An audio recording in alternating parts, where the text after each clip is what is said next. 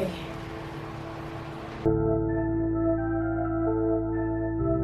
Hi there, how are you?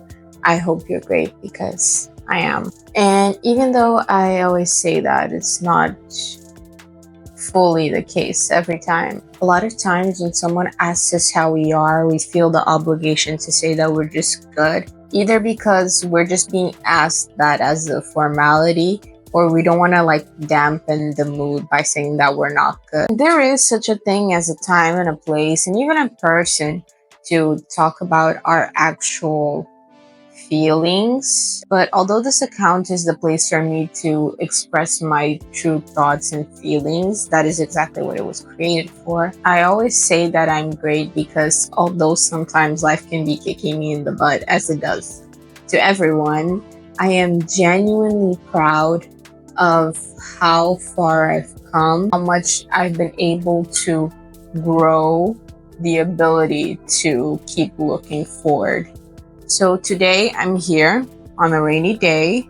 I just came back home a while ago from a lunch, but I'm here to talk about something that was on my mind, has been on my mind lately, but particularly this morning. How I do not have any regrets, particularly how I developed this thing, this ability, this skill of not really having regrets. That hasn't always been the case, certainly. I haven't even taken a sip of this tea because it's like piping hot. I don't want to burn myself. I burned myself. When I was younger, I dealt a lot with anxiety, and I still do. And I had a very long period of also dealing with depression, which still lingers, but more in the background and thankfully only occasionally resurfaces as short episodes. So it's nothing really serious or concerning. The experience of anxiety can, in a very simplified way, be seen as living in the future, while depression can be seen as living in the past. So to experience both of these things simultaneously to me felt like a constant state of being out of body, in which I was always going through what has been and criticizing and torturing myself with what has been, while simultaneously worrying about the future and what implications this past might have in it. So I was never here in the middle, in the now, in my body. It took a lot of work to become familiar with my body, and not only that, but to feel safe in it, because when you're living in this constant limbo between past and future, you forget what it's like to even be in yourself. You don't know yourself anymore. You don't recognize your body. So there's no way for you to feel safe in it. You need to relearn that safety. Most of all, with that journey, I gained this appreciation for the wounds of the past and the thought of the future, because when I combined that with present awareness, I was able to understand what balance meant to me. I started seeing every part of my history as something that built my current self. And I had just started learning how to love myself. So I couldn't bring myself to torture my own spirit with the past or with what the future could bring, because I realized that the only version of myself that I could control was the one that I am in right now. Only the version of myself that I was learning to merge with again was in my control. That brings us to today, more particularly the past couple of years. I think getting to your 20s, especially the first few years of your 20s, is basically being thrown at life just like that, and realizing that most of it doesn't work out or doesn't develop in the ways that we've been made to believe they do in our upbringing. For the most part, I don't blame anyone for it. Of course, we could have been better prepared for it through education systems and family dynamics and whatnot, but that's not my territory to go into. My territory is human experience,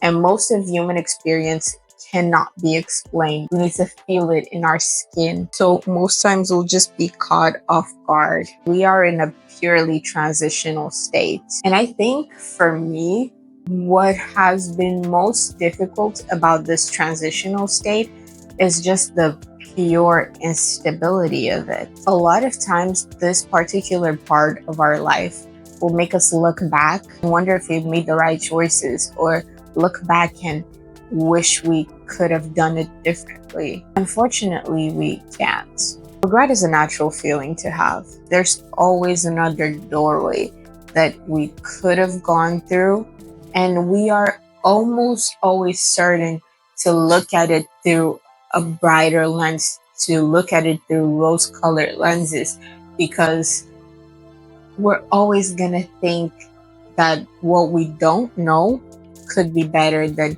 what we do know and aren't fully satisfied with, if that makes sense. We're always gonna believe that that other option, that other reality would have been better, but truth is, we don't know. We can't know. For all we know, it would have been 10 times worse than what we have right now. We're almost always bound to that melancholic feeling that what would have been better. But the unknown is simply the unknown, and lingering on the what ifs leads nowhere other than living in the past. In the past 2 years particularly, I've been put in situations that forced me to look back. Many times it left me contemplating whether I made the right decisions or if I even did right by myself. And oftentimes it's a hard feeling to shake off. You can't just force yourself to stop thinking about it. You certainly can't bully yourself to get it off your brain, and you cannot think your way out of it. I think I've mentioned this in my video somewhere, or maybe on my Instagram account in a video there, but you can't just tell your brain, stop thinking about this, because it doesn't work like that.